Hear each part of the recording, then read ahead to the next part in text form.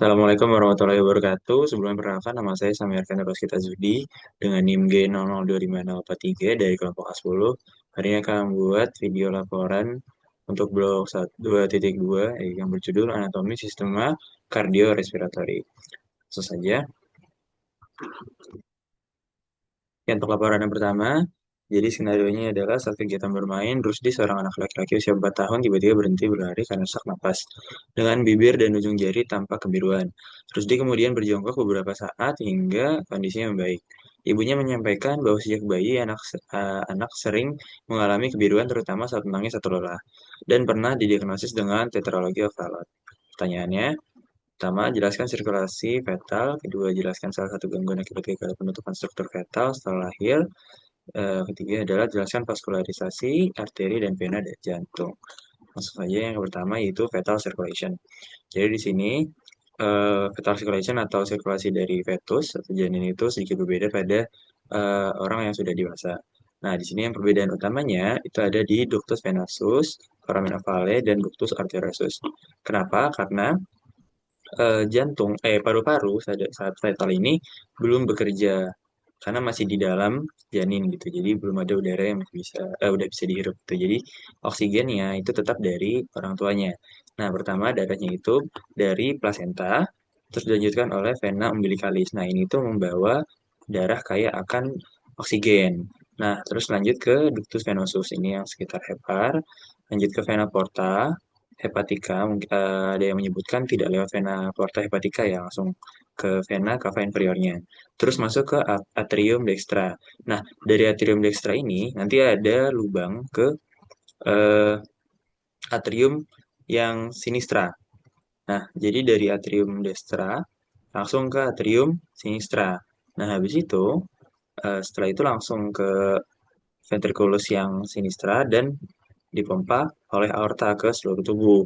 Nah, darah dari seluruh tubuh ini nanti akan balik melalui vena cava, ya yang superior dan juga inferior, kemudian masuk ke atrium dextra, terus ke ventriculus yang dextra, kemudian di apa pompa. Nah, harusnya kan ke paru-paru, tapi ini nanti akan ada ductus arteriosus ya. Nah, di mana ductus arteriosus ini bakal langsung bypass gitu ke aorta descendant gitu. Nah, terus dari aorta descendant ini, dia itu akan ke iliaca communis, habis itu ke umbilicalis, ya. Nah, habis itu langsung keluar dari plasenta ke ibunya. Habis itu akan mengalir ke jantung ibunya dan untuk disirkulasikan di sana. Nah, jadi perbedaannya di situ. Oke, langsung saja lanjut. Terus ini penyakit yang salah satu penyakit yang ada, penyakit kongenital itu adalah ventricular septal defect. FVSD ini salah satu dari tetralogi Fallot. Nah, di sini terjadi lubang ya. Jadi di sini ada lubang yang tidak tertutup di antara ventricle. Nah, eh, akibatnya nanti darah oksigen, kayakan oksigen dan karbon dioksida itu akan bercampur. Jadi nanti sirkulasinya tidak sebaik jika ventricle ini septumnya ini tertutup gitu. Oke, lanjut aja ke vaskularisasi dari core atau jantung. Pertama kita akan bahas arterinya terlebih dahulu. Jadi untuk jantung ini sebelumnya kan dia memang ada arteri aorta dan akal jabang jadi yang transkus brachiosepalika, subclavia dan lainnya.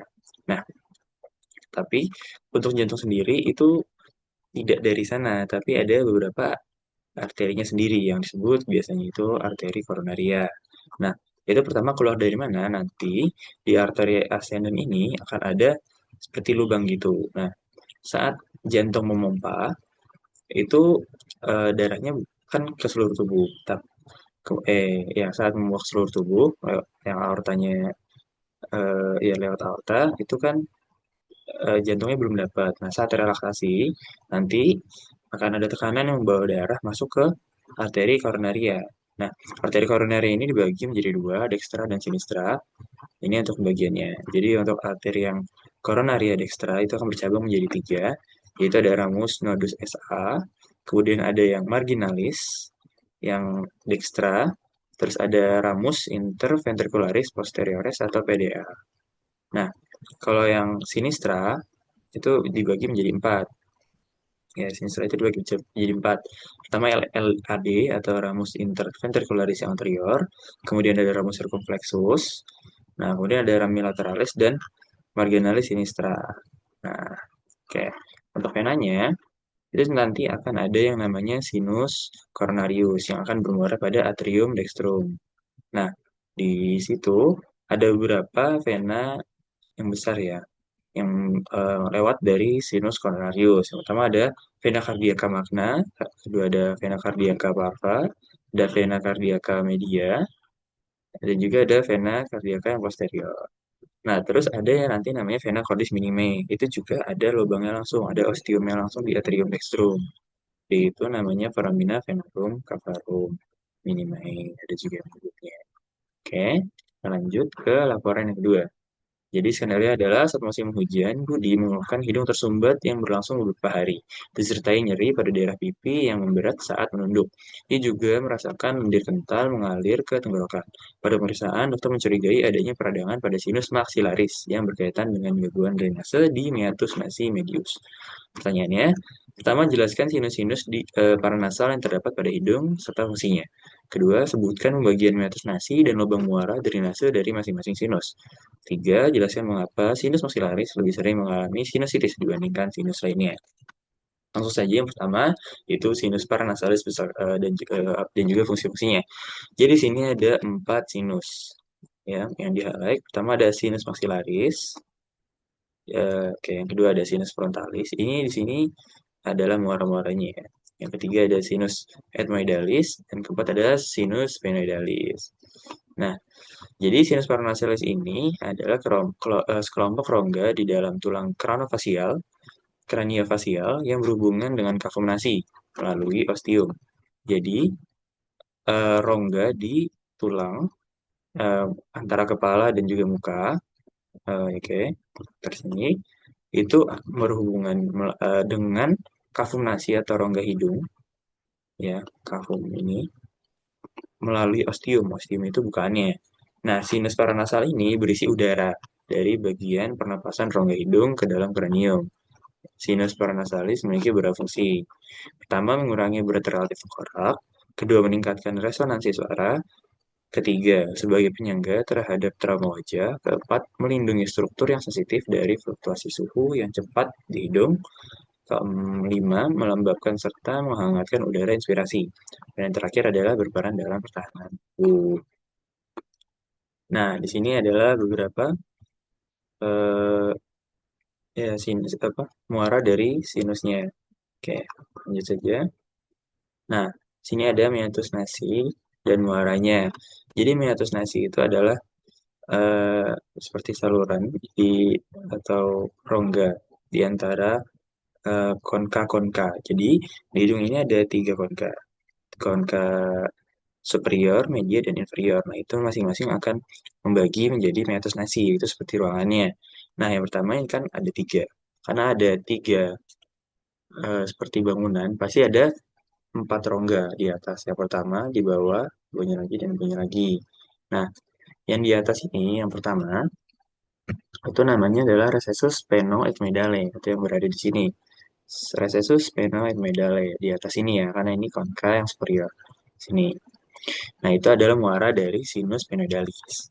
Nah, di bawahnya, ini kan yang saya tunjuk di sini adalah konka superior. Di bawahnya berarti adalah meatus nasi yang superior. Itu adalah muara dari cellula ethmoidalis yang posterior. Kemudian di bawah konka yang media itu ada meatus nasi media. Di sini ada banyak muara, banyak bangunan. Yang pertama adalah gula ethmoidalis. Ya, di sini gula ethmoidalis yaitu bentuknya kubah. Terus dia adalah muara dari cellula ethmoidalis yang media. Nah, kemudian ada hiatus semilunaris nih. Hiatus semilunaris seperti ini. Dinamakan semilunaris ya karena dia seperti setengah lingkaran. Nah, dia itu muara dari sinus maxillaris ya tadi. Salah satu itu sudah disebutkan. Kemudian ada infundibulum. Ya, infundibulum ethmoidale. Ya, di sini. Di itu ya di ujung dari hiatus milunar ini dan dia adalah muara dari sinus frontalis dan celluloid modalis yang anterior. Kalau di sini yang posterior, di sini yang anterior. Nah, kemudian ada prosesus ungulatus. Nah, di prosesus ungulatus ini dia ada di bawah dari eh, yaitu semilunaris. Kemudian di bawah konka yang inferior, dia ada meatus nasi inferior.